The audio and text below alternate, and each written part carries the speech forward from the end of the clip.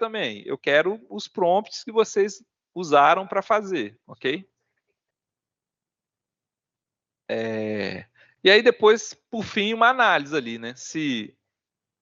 Quais foram os pontos positivos, né, do uso e quais foram as falhas que ele cometeu ali na visão de vocês, tá?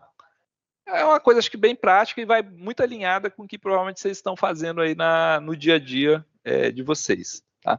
Então, só passando aqui, ó, então vamos ter as questões, né, os critérios, aí ele faz algumas observações aqui, ó.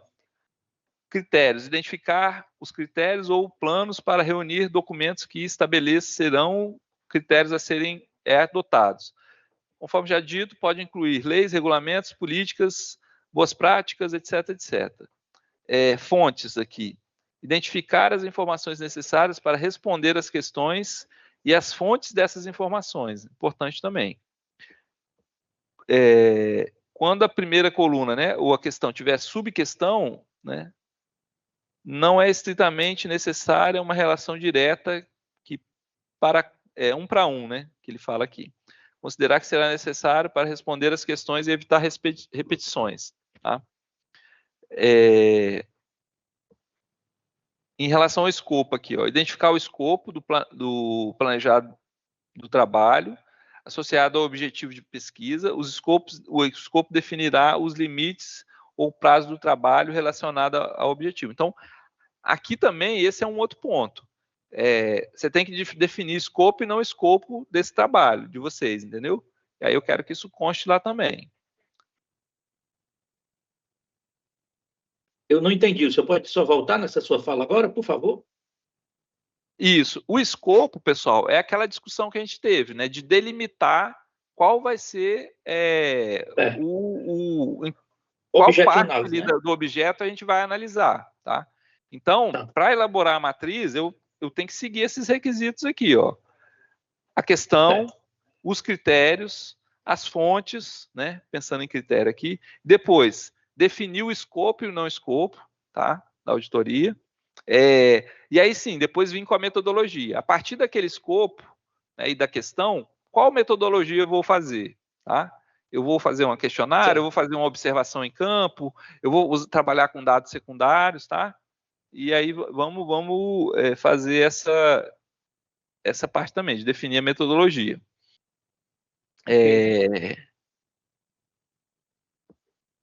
Pronto, aí também aqui a gente vai tratar das limitações, tá? Você vai ter que identificar aqui eventual limitação do trabalho em relação à questão de auditoria que você tem que responder, tá? E por fim, buscar ali identificar os resultados esperados. Quando eu responder, né, o que eu vou esperar dessa resposta, né? Enfim, o que eu vou esperar da resposta à questão de auditoria, tá? Eu tenho ideia do que pode vir lá, né?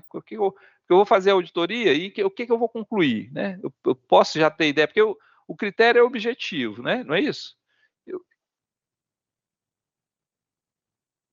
Oi?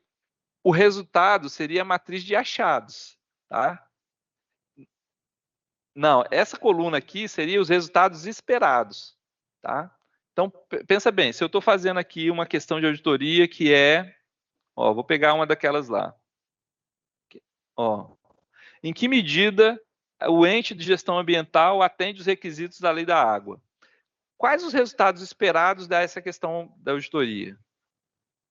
Isso. A gente não vai fazer a auditoria, tá? Não vai fazer a auditoria. Ok?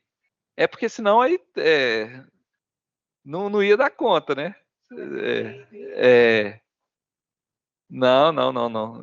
Enfim, não dá. É mais assim. Pronto. Qual é a como aqui a maioria atua em tribunal de contas estadual, aí eu pensei em a gente tratar temas mais afetos a municípios, entendeu? Porque às vezes você já tem algum nível de familiaridade, que aí o trabalho fica melhor. Olha aí, ó. Sugeriu aqui, dívida ativa municipal. Tá escolhido o tema já. Pode. Então, vocês podem pensar aí, se o grupo tiver algum tema específico, pode sugerir, né? Eu pensei, grupo, temas de educação e saúde, que básico, meio ambiente também, que é um outro tema que é comum. Professor, Dívida o ativa. grupo vai escolher o tema, Mas vamos... eu Professor, quero aqui provocar vocês a temas mais desafiadores. Dívida ativa Tá. é um bom tema. Professor, aqui o TCE Pará fiscaliza só o Estado. A gente pode fazer um trabalho no Estado? Pode pegar vamos sugerir um tema que tenha de Estado também. Tá? Aqui vocês pegam os dois, né? Estado e município, né? O TCE Pernambuco. Muito bom. Entendemos aí, pessoal, a matriz, então? Nosso desafio aí, então, é fazer essa matriz usando o ChatGPT, mas aí eu quero ela bem completinha, né? Aí, acho que é umas 3 ou 4 questões de auditoria que tá de bom tamanho. E principalmente essa construção que vocês fizeram para o ChatGPT dar essas respostas. Né? Aí o material pode servir, e os manuais, ele pode servir ali de guia para vocês elaborarem os prompts. Ok? Então, professor, será tudo hipotético, né? A base sugerida pelo chat vai acabar sendo hipotética, concorda? Não, eu quero auditoria real. Eu quero depois pegar e fazer o seguinte, pessoal, compartilhar esses trabalhos para vocês, entendeu? Vocês podem ficar com esses prompts enfim, e utilizar em possíveis auditorias aí futuras, tá? Então, na verdade, assim, nós vamos sair aqui com 7 propostas de planejamento de auditoria, tá? Acho que isso que vai... Aí, ó, um tema bom é mobilidade urbana. Eu vou botar esse tema também. Olavo, aqui é Kleber. Oi. No nosso caso, pelo menos no meu caso, aqui eu estava observando, a gente está querendo talvez trabalhar pela Universidade Federal, ou daqui, ou do outro estado. Perfeito. E ver a questão de valor público, né, de entrega da universidade, alguma coisa assim, montar uma auditoria para verificar empregabilidade, alguma coisa. Então, o que a gente vai fazer é montar a matriz, montar o planejamento, mas a gente não vai rodar, porque não tem como, mas vai deixar montado para que alguém rode. O trabalho, pessoal, é matriz de planejamento, mas eu quero com essa construção em cima da IA, entendeu? Então, Okay. o trabalho não é... O resultado é a matriz, ok, é um resultado, né? É um dos resultados de avaliação, mas eu quero enxergar o processo todo e depois, no final, com as considerações críticas. Tá? Beleza? Perfeito. Entendemos aí? Então, aqui, ó, por exemplo, tem um grupo aqui, se você formar um grupo, né, para dívida ativa...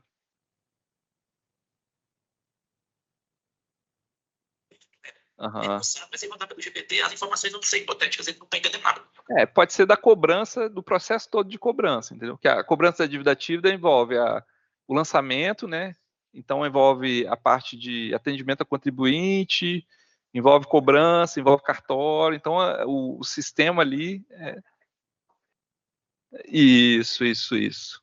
Tá? Pode ser um bom tema. Né? A ideia é isso aí, pessoal. Vamos caprichar para ver se a gente sai com boas matrizes aí de planejamento no ChatGPT para auditoria. Vamos em frente.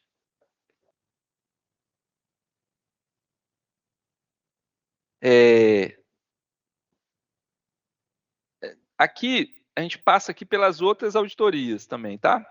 Então, a gente viu a auditoria operacional, vamos começar aqui na de conformidade. Tem um tempinho, não. 2, né? Não, tá de boa.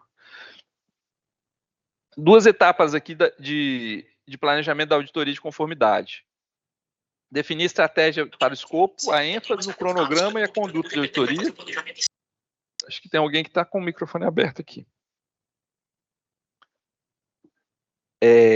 Com base na estratégia, elaborar um plano de auditoria que demonstre abordagens detalhadas, etapas, a natureza, a época, a extensão, os procedimentos a serem executados e as razões para selecioná-la. Atividade de planejamento pode variar conforme circunstâncias da auditoria, a complexidade do objeto subjacente, os critérios e outros aspectos. Então, aqui no planejamento da auditoria de conformidade, né, a gente vai ter que ver as características da auditoria, escopo, objeto, critérios, usuários previstos, entendimento da entidade, ambiente de controles internos da entidade, componentes do risco da auditoria, materialidade, relevância do risco de fraude, função e cobertura da auditoria interna, recursos necessários para a auditoria, natureza e extensão dos especialistas necessários e momento e natureza da comunicação. Então, no planejamento da auditoria de conformidade, a gente vai ter que ver todos esses aspectos aqui. Vocês podem, assim, até em alguma medida, né? Esse aqui também vem lá do manual da Intosai. Esses aspectos aqui também podem ser pensados aí para auditoria de operacional também, tá? Então aqui vamos seguir aqui nas etapas aqui do plano de auditoria para auditoria de conformidade. Então a gente tem aqui a compreensão da entidade, né? Identificação da entidade e das atividades, olha ali leis e regulamentos que regem a entidade, traz aí as políticas, os planos estratégicos da entidade e traz o relato da mídia e da auditoria interna. Então, esses aspectos ali que eu vou observar na hora de eu fazer uma auditoria de conformidade em alguma organização. Vamos pensar lá que eu estou olhando aqui um instituto federal ou uma universidade que eu estou querendo fazer lá uma auditoria de conformidade dela. Então, vou seguir aqui, ó, olhando esses aspectos aqui de forma ampla, né? Materialidade de áreas lá, que eu vou ter vamos pensar lá, uma área de contratos, né? Que represente lá 30% do orçamento da entidade. Talvez é uma área que eu possa escolher aqui pela materialidade, né?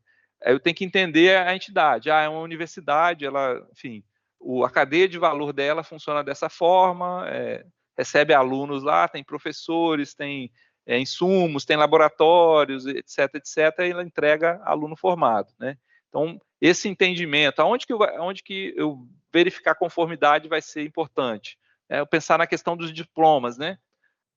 Emissão de diplomas e certificação, enfim, verificar se os alunos que receberam os diplomas, ele tem o rastreio de notas e efetivamente cursaram lá as disciplinas e foram aprovados, né? Então, assim, tem vários aspectos ali que eu posso olhar para fazer essa auditoria de conformidade. Eu posso verificar ali, ó, os ambientes de controle. Quais controles já existem na entidade, né? E aí eu posso só testar esse controle se ele está ok. Se não tem controle nenhum, né, não tem nenhum, enfim, um ambiente de controle com menor grau de maturidade, e aí então eu vou ter que testar, além dos controles, eu vou ter que tentar fazer outros testes também, tá? Enfim, esses aspectos que eu vou ter que pensar ali na hora de fazer esse meu planejamento da minha auditoria de conformidade. Uma segunda etapa aqui, ó, é compreensão dos controles internos. Então, primeira etapa aqui, compreensão da entidade. Segunda etapa aqui, ó, compreensão dos controles internos. Então, eu identificar lá quais são as atividades dos controles internos, a avaliação de risco da entidade, o ambiente de controle da entidade, né? Como é que é o ambiente de comunicação, informação e monitoramento. Se vocês lembrarem aqui, ó, são todas as visões lá do COSO para trabalhar na entidade. Seguindo aqui ainda, uma outra etapa, identificar e avaliar risco, né? Risco inerente, de controle de fraude, determinação de riscos combinados, impacto e probabilidade de risco e registro de risco. Provavelmente, acho que amanhã a gente vai falar um pouquinho dessa questão de risco, e a gente entra nesses mais detalhados aí. E determinação de materialidade qualitativa, materialidade quantitativa e definição de limite de materialidade. Aspectos aí para a gente observar nesse planejamento da auditoria de conformidade. Elementos aí do plano, então, avaliação de risco é um, avaliação dos controles internos relevantes para a auditoria é outro, procedimentos de auditoria desenvolvidos em resposta aos riscos identificados, natureza e época, extensão dos procedimentos de auditoria planejados, cronograma de execução e possíveis evidências de auditorias a serem coletadas.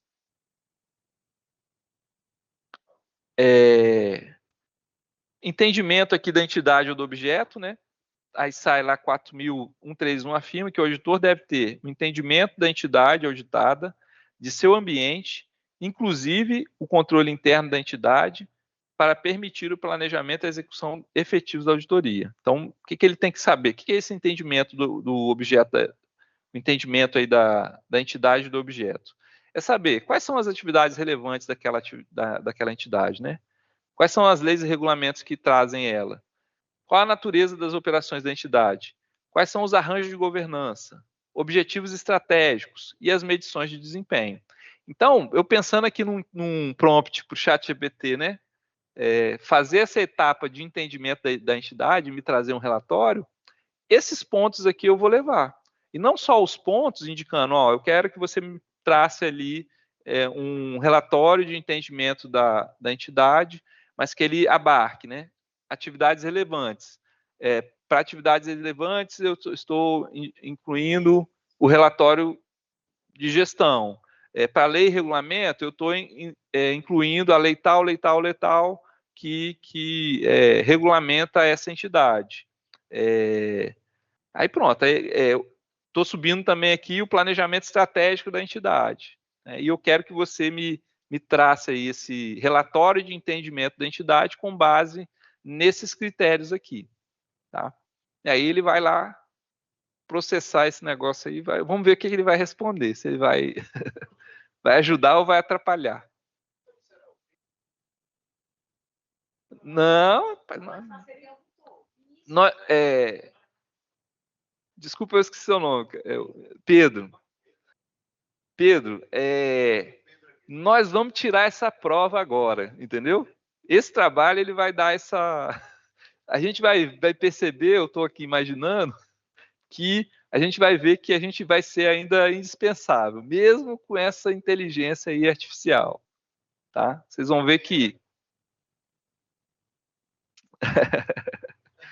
Posso queimar minha língua aqui daqui uns 5 anos, né? Mas, enfim, eu acho que ainda a gente vai ter ali que... a gente tem ainda muitos passos a caminhar para isso, entendeu?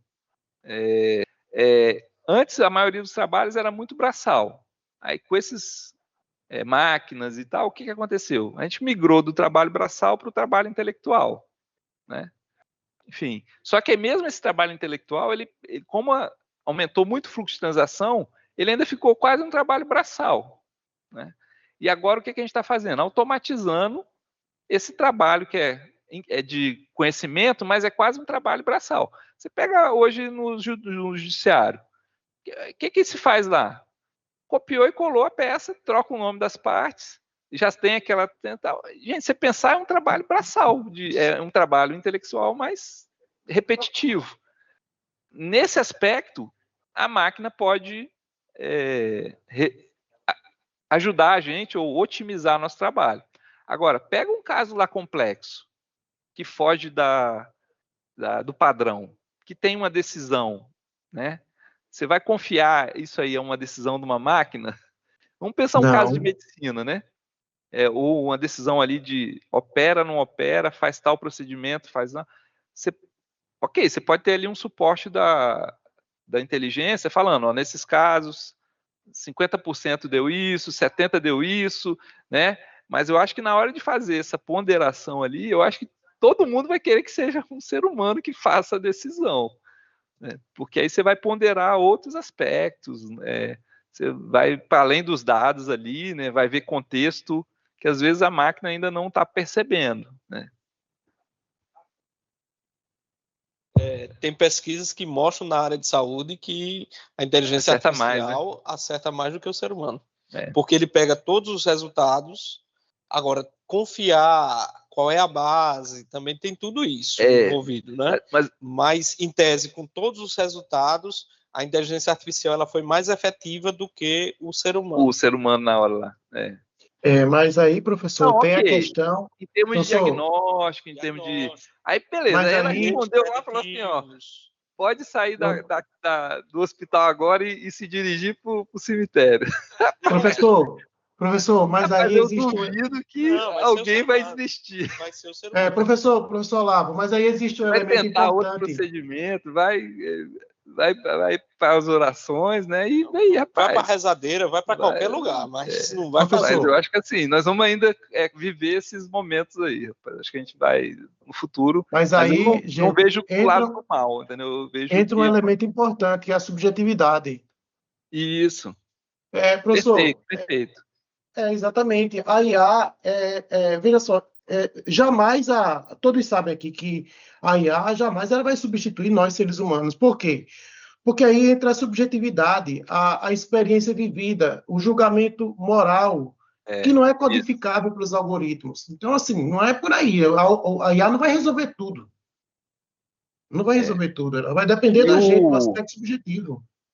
E eu acho que o principal aí, cara, assim, o ser humano ele ainda tem a capacidade de sonhar, né? Que ele sonha, às vezes, com coisas que não existem e não mas daqui a pouco os algoritmos vão sonhar também. Vai, Marcelo. Para todo mundo que gosta da parte de ciência comportamental, né, assim, estudou muito e leu muito e começa a pesquisar muito sobre viés. Uhum. E aí o viés, obviamente, ele inclina um resultado para uma direção. E o que na sequência do que o Kahneman trouxe foi tão importante quanto o viés é se entender o ruído, não é? O noise. O noise, o que é? O noise são situações iguais que levam a resultados completamente distintos, né? Sim. E ele partia disso, por exemplo, a partir de um trabalho denso de investigação sobre as decisões judiciais, onde eram apresentados casos relativamente semelhantes, obviamente cada caso é particular, né? É único por definição, mas situações muito parecidas levavam a condenações ou absolvições completamente separadas. E esse era o ruído. Sobre essa situação, o que se colocava era que o julgador, por sua vez, estava contaminado de alguma maneira, não é? E é sobre essa contaminação, eventualmente, que aí eu vejo que a IA tem uma capacidade, não que ele esteja isento de eventuais contaminações, porque os algoritmos também estão contaminados, no mínimo pelas pessoas que os criaram. E até contaminado pelo passado. E a gente contaminado pelo passado, mas evitar esse nível de ruído, ele poderia evitar. Ou seja, se o que vale para um julgamento judicial é simplesmente a verdade dos autos, tudo o que está no auto está escrito, né, e o algoritmo lê o que está escrito. Mas teve um depoimento da testemunha, está transcrito, está escrito. Teve uma prova, tal e tudo mais, está lá materializada dentro do aspecto do processo. Então, sobre essas circunstâncias, a rigor.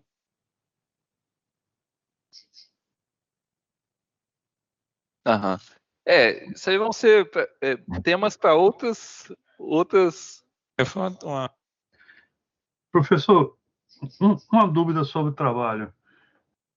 Está me ouvindo? Estou sim. O trabalho é para a gente fazer hoje ou... Não. Nós vamos. Eu vou deixar com vocês as orientações. Até amanhã, no fim do dia, eu subo lá na área do aluno. Mas vocês vão me entregar só que seria no dia da prova. A ideia é a gente substituir a prova por esse trabalho. Beleza? Ok. Aí vai ter aí... a gente tem a próxima aula ainda, depois eu acho que mais 15 dias. E ele está, como é chamado, limitado à auditoria operacional ou essas outras auditorias também, a financeira e a de conformidade? Eu acho que a mais desafiadora aí é a operacional, né? Então estaria limitado a operacional. Tipo vamos fazer a operacional, que é a mais desafiadora. Ok. Obrigado, professor. Só fechando essa discussão, pessoal, assim, mas aonde a IA vai ser boa, né? Eu acho que vai... Vamos pensar assim, eu tenho um documento que é padrão, uma nota fiscal, né? E eu preciso fazer ali alguns trabalhos com essa nota fiscal, pegar o valor, pegar o prazo de pagamento e tal.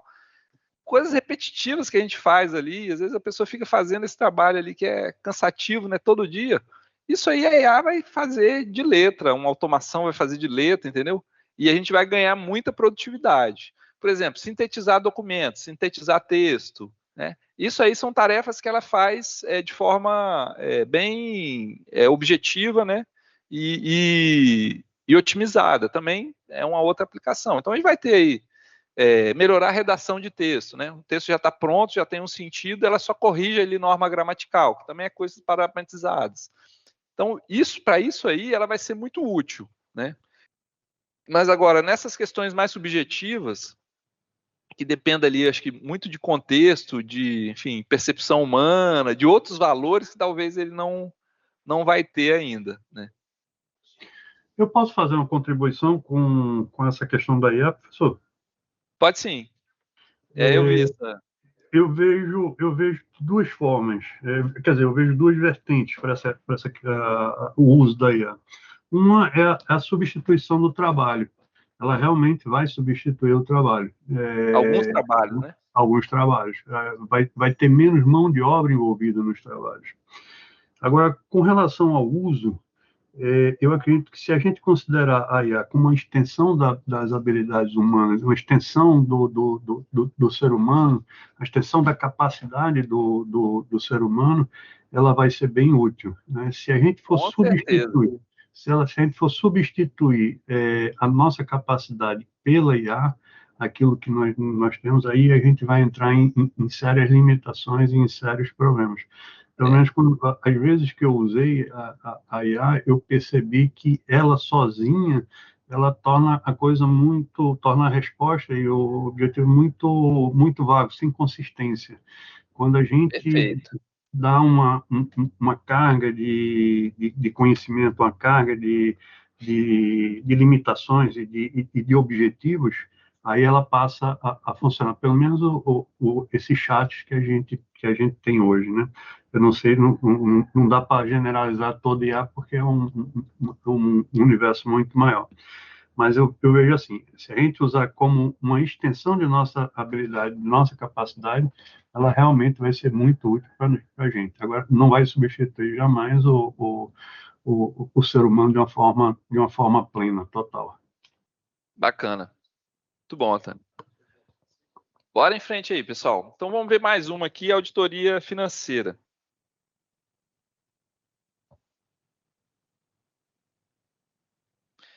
Etapas aqui de planejamento. A abordagem de auditoria financeira adotada pela SAI é baseada em risco.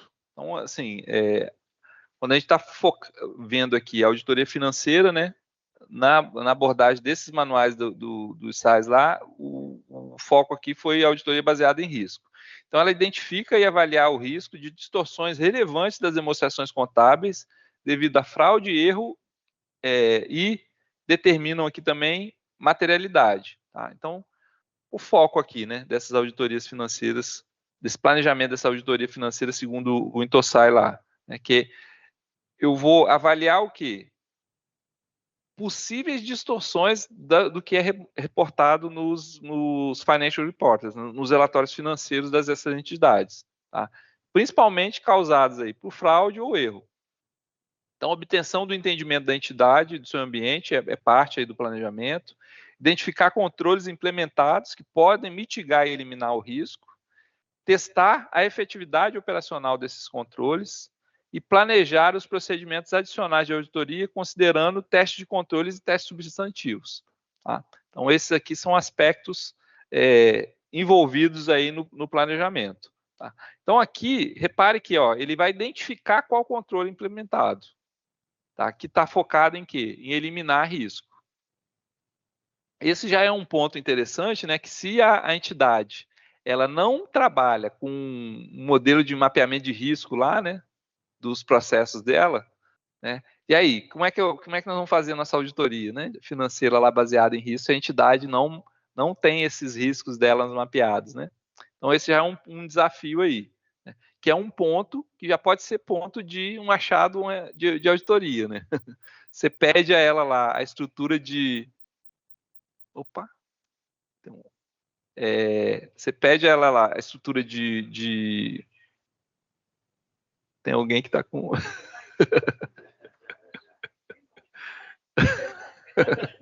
vai pedir música, né, na aula. Terceira, a música na... Brincadeira, ficou vermelho. Não ia perder a oportunidade, né, gente?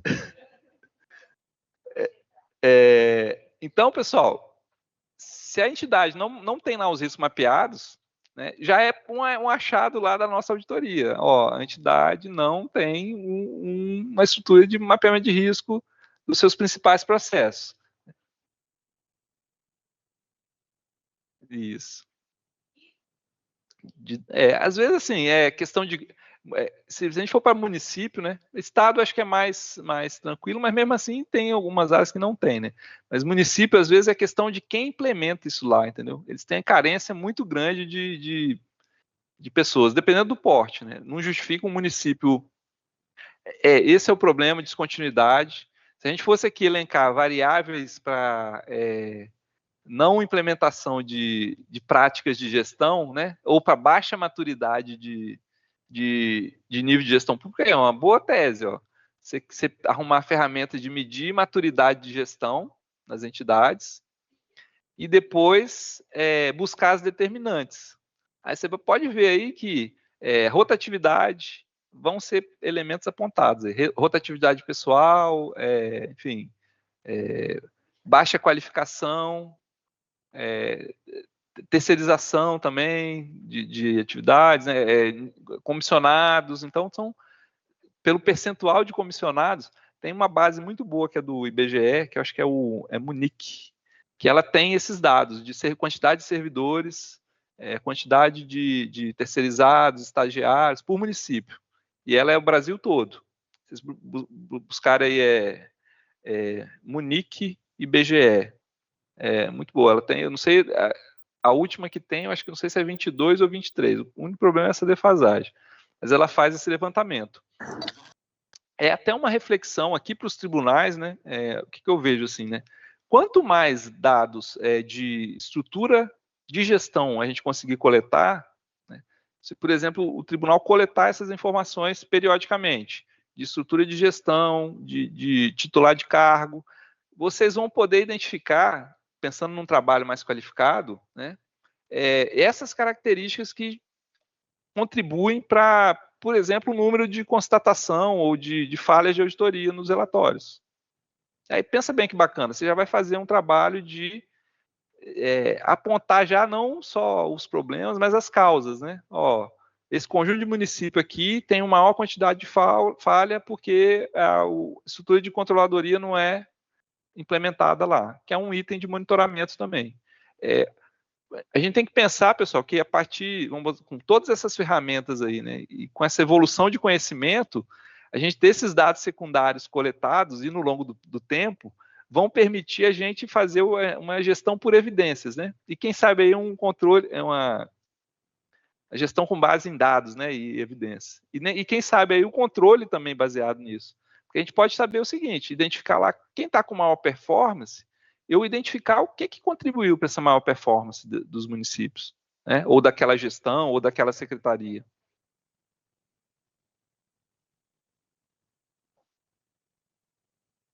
Pronto, é governança. E qual a vantagem disso, né? Você já pode falar assim, o que eu vou fazer para melhorar a educação desses municípios aí? Subir o IDEB. Se eu não tenho nenhum dado coletado no tempo, vai ser muito difícil eu achar essa resposta. Mas se eu acompanho ali as práticas de gestão com dados, com coleta de dados secundários regulares, né, eu vou poder chegar e usar essas técnicas ali que eu usei. Não queria explicar lá o custo, né? Eu usei ali uma conjunto de variáveis para explicar esse custo. Eu vou poder fazer isso para praticamente todas as políticas públicas. Então, é importantíssimo a gente criar essa cultura de coleta de microdados nessas auditorias. Tá? E sistematizar essa informação. Né? Isso aí faz toda a diferença para esse novo patamar que eu vejo de gestão pública e do controle também. Muito bem. Então, esses pontos aqui para planejamento da auditoria financeira. Vamos em frente. Então, aqui, seguindo mais. Então, entender a entidade e seu ambiente, conhecer os processos da entidade, fluxo de processo, identificar riscos de distorções relevantes no nível das demonstrações contábeis e no nível das afirmações, avaliar esses riscos, pulei aqui, identificar controles internos implementados para prevenir, detectar e corrigir riscos, determinar a materialidade para o planejamento da execução da auditoria, avaliar o risco e responder aos riscos formulando procedimentos de auditoria. Aí vamos replicar isso aqui num conjunto do município nosso. Aí que vamos chegar lá. Ele tem os riscos mapeados? Ele tem a estrutura de controle para corrigir esses riscos? Então nós já vamos lá para o final, né? Esse é o desafio, né? Que assim, na verdade é um choque para a gente e até uma questão de reflexão, né? Quando a gente olha as técnicas e métodos de auditoria que a gente vê difundida aí pelos organismos internacionais e vai trazer para a nossa realidade, às vezes a gente vê que o nível de maturidade ali, em termos de gestão e da unidade, né, ele ainda está abaixo desse patamar mínimo que essas organizações validam lá como situação de auditoria, né? E aí é uma reflexão até institucionalmente com a nossa atuação, né? Será que onde a gente deve estar trabalhando, né? Então, talvez a gente tenha uma linha que atue mais preventivamente, né? Fomentando, né? Ali com consultoria, para que se estruture essas, né? E aí eu falo até aqui do ponto de vista até normativo, de normativos nacionais, né? Porque eu acho que essa estrutura mínima de governança, ela deveria ser obrigatória para esses municípios, né? Sim, porque senão é a mesma coisa que você... Eu sei que às vezes as pessoas lá naquela comunidade tentam fazer o melhor possível, né? Mas às vezes você tem ali um desperdício enorme, você tem problema de fraude, você tem vários problemas acessórios lá pela falta de governança. Tá? Mas no mundo ideal, né, nas organizações que já estão avançando para um nível de maturidade maior em termos de gestão, o caminho seria esse. Então, os passos aqui, ó, identificar os riscos de distorções relevantes, né, aí avaliar os riscos, determinar a materialidade desses riscos, né, para o planejamento, execução, e depois identificar os controles internos. Desculpa, foi inverso aqui. Identificar risco, identificar os controles internos que existem para prevenir os riscos, aí determinar a materialidade desse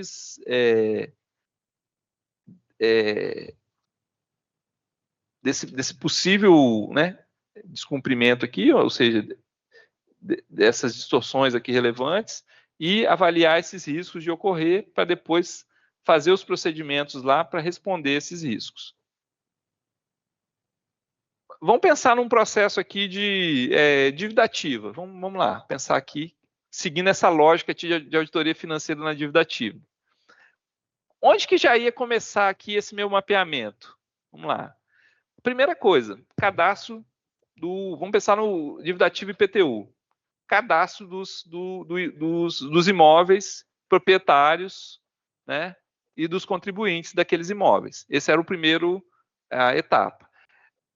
Para além dos cadastros, tem uma outra etapa de estimação, né, do montante do IPTU de acordo com as características dos imóveis. Olha aí, segunda etapa. Isso. Segunda etapa ali de risco para esse processo aí de mapeamento, né? Aí depois a terceira etapa, eu vou ter que lançar esse tributo, né? E emitir as guias lá de tributário. Então tem ali um valor em milhões que é lançado anualmente lá. E aí eu tenho uma terceira etapa que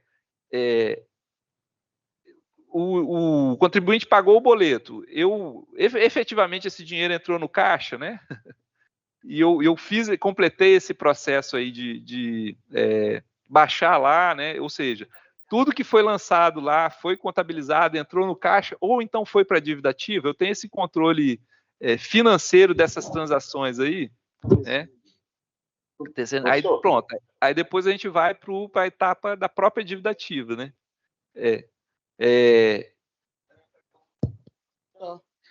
Se tiver também uma discrepância.